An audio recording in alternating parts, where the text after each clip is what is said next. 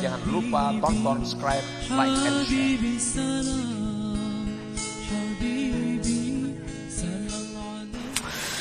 فينبغي للعبد أن لا ينظر إلى صور الطاعة لأن صور الطاعة لا تقتضي وجود القبول لما قد تضمنته من الآفات الظاهرة والباطنة القادحة المانعة للقبول. Maka semestinya seorang hamba itu tidak memandang kepada bentuk taat, rupa taat, karena rupa taat itu kadang menuntut akan adanya penerimaan Allah. Walaupun setiap taat pasti diterima, kada. Karena sesuatu yang mengandung akan dia daripada penyakit zahir batin tadi yang merusak, yang mencegah bagi diterimanya. Li'anna al-ibarata bitta'at qabuluha la wujudu suwariha. Karena yang dipandang dengan taat itu diterimanya, bukan adanya. Dalam Quran contohnya Allah mencela orang yang taat. Fawailun lil musallin, celaka, neraka orang yang sembahyang. Nah, sembahyang kan taat, tapi sembahyangnya tidak ada artinya. Fawailun lil musallin alladzina hum an salatihim sahun, yang mana mereka itu dari sembahyangnya itu lupa, liwat waktunya. Ambil zuhur tak pukul 5 itu diancam oleh Allah pawailun, neraka, padahal sembahyang. Nah, jadi yang dipandang itu jangan perbuatannya, kabulnya yang diterimanya itu. Ibadah yang sedikit tapi diterima itu jadi besar. Ibadah yang banyak kalau tidak diterima tidak ada manfaatnya. Coba kita bayangkan, Rasulullah menyatakan bahwa salat sunat subuh 2 rakaat itu nilainya lebih baik dari dunia dan isinya. Sedikit 2 rakaat saja, 2 rakaat sunat subuh, khairun minad dunya wa ma fiha, lebih baik daripada dunia dan isinya. 2 rakaat tapi diterima oleh Allah.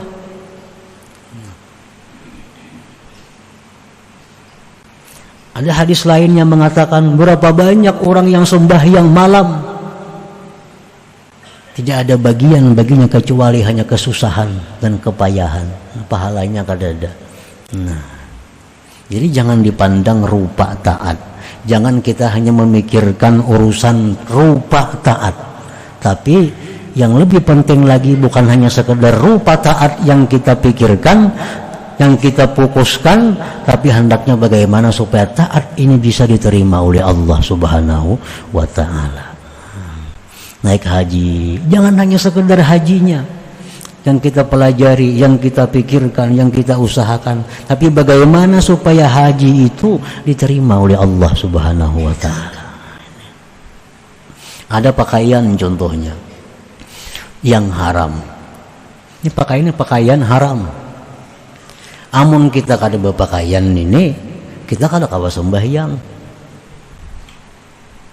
Selawar pindik ada nang halal, gamis tapi haram. Nah, kayak apa sembahyang kita?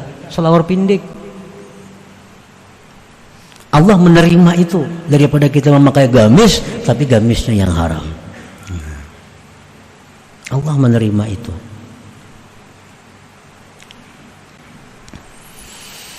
Alamatu qabulil a'mal, tanda-tanda amal yang diterima oleh Allah.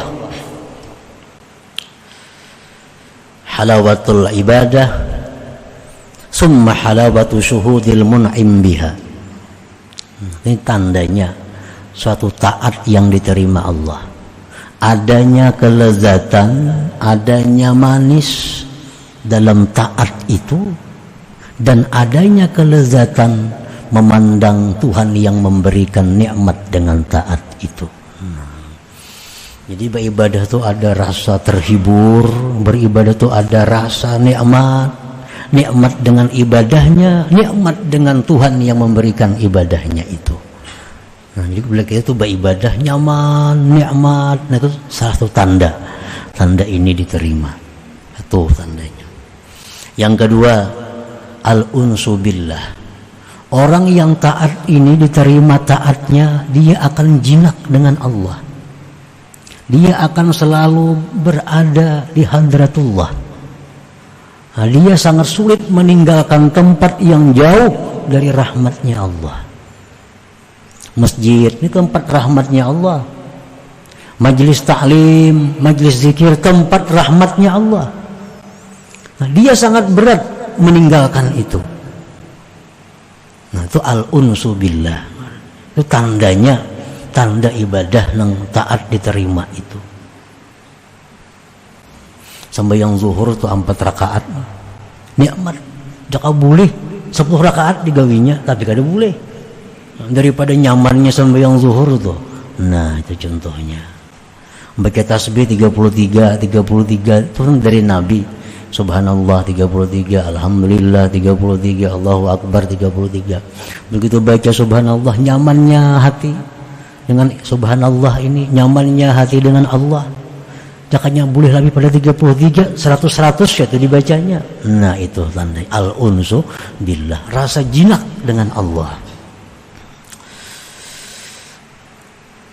Itu tanda bahwa Allah berkenan dengan taat kita ini. Ngebaya salam sudah hilang pada masjid. Mestinya masjid itu kan tempat rahmatnya Allah.